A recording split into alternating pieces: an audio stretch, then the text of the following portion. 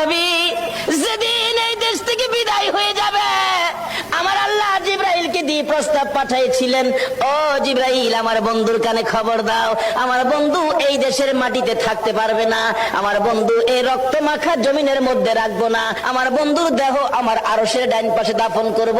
জিবরাইল খবর নিয়ে ডাকতেছেন, হুজুর আল্লাহর সালাম গ্রহণ করুন। আমি জিবরাইলের সালাম গ্রহণ করুন। আল্লাহর নবী গো, আপনার দেহ মোবারক আল্লাহর আরশের ডাইন পাশে দাফন হবে, আপনি খুশির সহিত কবুল করুন।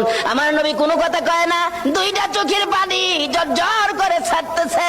জিবরাইল বলেন, ইয়া রাসূলুল্লাহ, এত সুন্দর প্রস্তাব নিয়ে আসলাম, কোনো কথা কন না, খালি কাঁদেন কেন জানতে চায়। আমার নবী বলেন, জিবরাইল রে, তোমার জন্য খুশির খবর হতে পারে, আমি খুশি হতে পারলাম না, কেন পারলেন না?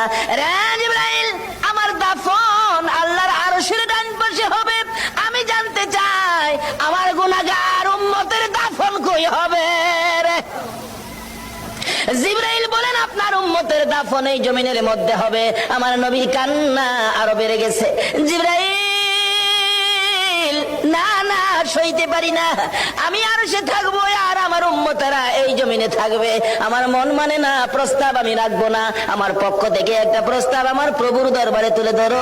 জিবরাইল রে, আমার গুনাহগার এতিম উম্মতেরা যেই জমিনে থাকবে, আমি নবী আর সে যাব না রে, আমি আমার গুনাহগার উম্মতের পাশে সেই জমিনের মধ্যে শুয়ে থাকবো।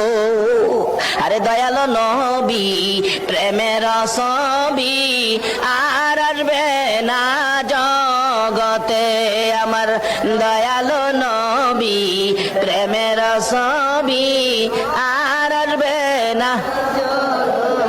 হাসর দিনে উম্মত বিনে, হাসর দিনে উম্মত বিনে যাবে না নবীজি বেহেশতে, দয়ালো নবী, প্রেমের ছবি আর আসবে না জগতে, আমার দয়ালো নবী, প্রেমের ছবি